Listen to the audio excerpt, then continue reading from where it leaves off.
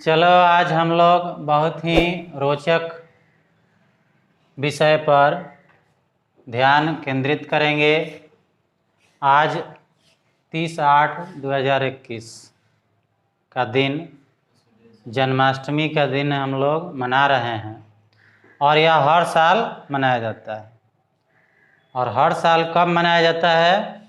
तो यह भाद्रपद यानी जो भादो मास होता है, सावन के बाद आता है, वो अंधेरे पखवाड़े में, ठीक है, यानी इस मास के 8वें दिन को मनाया जाता है और कृष्ण पक्ष में मनाया जाता है।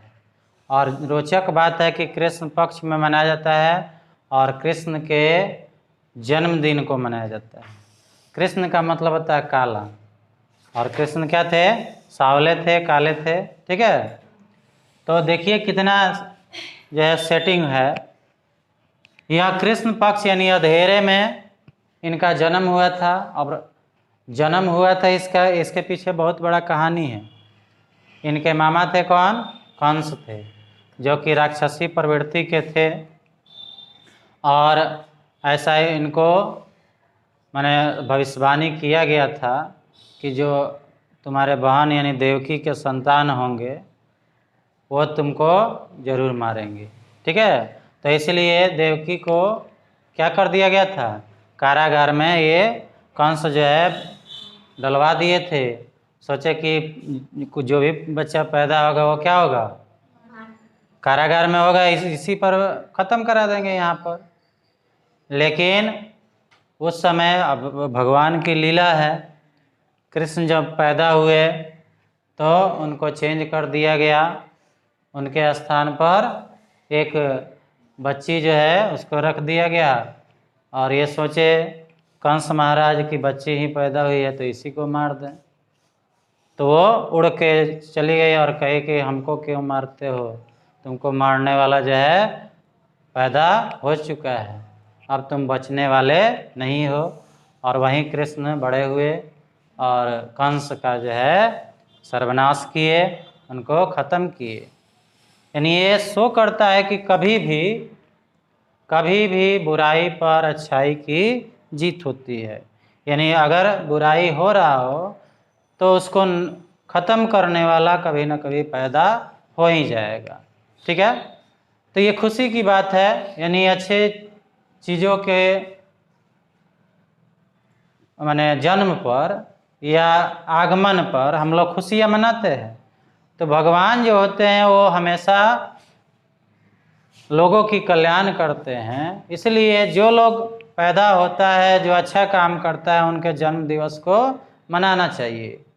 इससे क्या होता है? तो उनसे शिक्षा ग्रहण होती है, हमें शिक्षा मिलती है कि हमें जो वो लोग का आदर्श है उसका पालन करना चाहिए।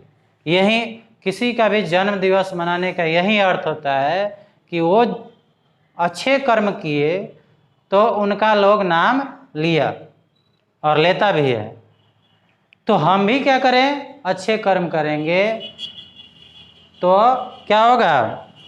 हमारी भी क्या होगी? नाम होगी। हम भी जो है दुनिया में क्या होंगे? अच्छे लोगों में गिने जाएंगे।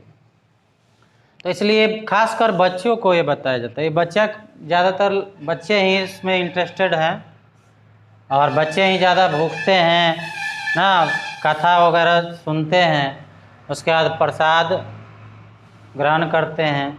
तरह तरह की कहीं कहीं झांकियाँ निकाली जाती है, उनकी लीलाओं का वर्णन किया जाता है। कृष्ण कैसे थे, क्या किए ना, क्या उपदेश दिए।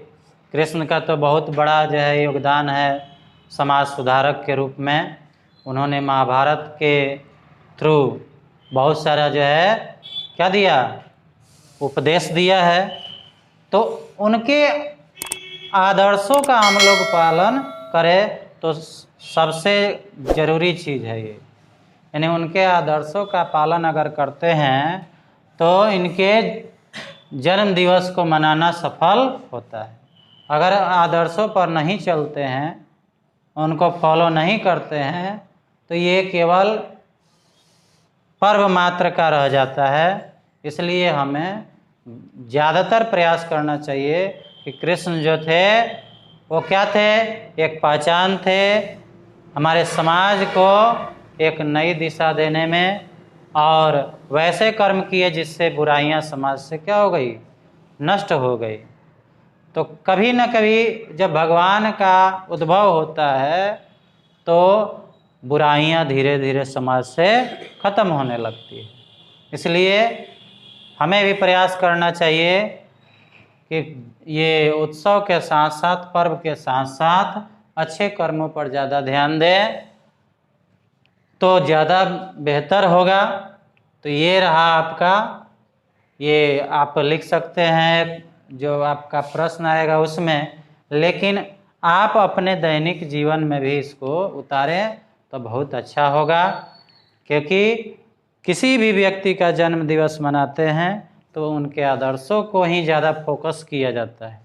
अगर आदर्श पर ज़्यादा फोकस नहीं करेंगे तो जन्म दिवस मनाने की कोई ज़्यादा फायदा नहीं हो सकती है। ठीक है, तो इसीलिए मनाया जाता है जन्माष्टमी। जन्माष्टमी मनाने का क्या कारण है कि आप कृष्ण के आदर्शों पर ध्यान दें और ज़्यादा से ज़्यादा कृष्ण के बारे में, उनके प्रवचनों के बारे में, उनके उपदेशों के बारे में अध्ययन करें। पंडित जी का कथा हम लोग सुन लेते हैं, कथा सुनकर ही ना प्रसाद ग्रहण करते हैं। बहुत ये विधि विधान है इसके पूजा पाठ का, तो इस पर ध्यान देना चाहिए। ठीक है, वो कथा तो है ही, उसको भी आप सुने। और ज़्यादातर कृष्ण के पुस्तक मिलता है, कृष्ण के उपदेशों को पढ़ें, गीता को पढ़ें। आजकल नैतिक शिक्षा जो है वो ज़्यादातर क्या हो रही है, पीछे जा रही है। इसलिए समाज क्या हो रहा है, बुराइयों की ओर अग्रसर हो रहा है। तो अगर हम महाकाव्यों को पढ़ें, वेद पुराणों को पढ़ें, तो उसमें क्या लिखा रहता है, वहीं अच्छे मार्ग पर चलने के लिए बताया जाता है। ठीक है, तो उसको पढ़ें तो बेहतर होगा। अगर आप भूखे हैं तो लाइए किसी पुस्तक को किसी से मांग कर और उसको पढ़िए, तो देखिए कि कृष्ण ने क्या किया है। राम नवमी मनाया जाता है, उसमें राम ने क्या किया, तो सबके बारे में उस दिन अध्ययन करिए और उस पर चलने का प्रयास कीजिए। क्योंकि समाज सुधार में हमारे वेद पुराणों का बहुत बड़ा हाथ होता है। और आज कल हम लोग क्या है, उससे कटे जा रहे हैं, वेद पुराने से क्या हो रहे हैं, कटे जा रहे हैं, दूर हट रहे हैं। इसलिए हमारी नैतिक पतन हो रही है। तो नैतिक पतन ना हो इसके लिए फिर से हम लोगों को उन सभी बातों को, उन आदर्शों पर ध्यान देना चाहिए, ताकि समाज का क्या हो, परिवर्तन हो। समाज जो है इतनी समाज में बुराइयां व्याप्त हैं, उससे हम निजात पा सके। ठीक है, यही उद्देश्य होता है किसी भी जन्म दिवस को मनाने का। ठीक है, तो थोड़ा सा इस पर हम लोग ध्यान दे दें। तो ये सितंबर या अगस्त माह में आता है। भादो क्या कब आता है, सावन के बाद आता है। तो ये सितंबर में भी कभी कभी आ सकता है और कभी कभी अगस्त में भी आ सकता है। इस बार कब आया है जी, तो अगस्त में आया है और सितंबर में भी आ सकता है। एकदम ये लास्ट में आया है, अगस्त के लास्ट में आया है और सितंबर में भी आ सकता है। ठीक है, तो यही सब बातें थी। आप इंटरेस्टेड हैं, बच्चे जो है इसमें इंटरेस्टेड रहते हैं, लेकिन मेरे बातों को भी फॉलो कीजिएगा। आप आदर्शों पर चलने का प्रयास कीजिएगा।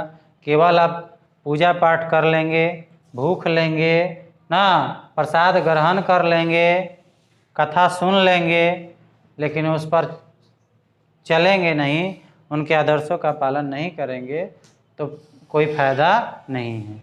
ठीक है, तो ज़्यादा इस पर फोकस करना चाहिए। ठीक है, तो जो लोग इस वीडियो को देख रहे हों तो उनसे भी यह आग्रह है कि आप मेरे बातों को फॉलो करें, और मेरे बातों को नहीं, कृष्ण की बातों को मैंने अपने द्वारा बताया, एक मेरा आग्रह होगा आपसे। और बाकी सब जो है अगले वीडियो में मिलेगा। आज के लिए इन्हीं बातों पर ज़्यादा ध्यान दिया जाए तो बेहतर होगा। धन्यवाद।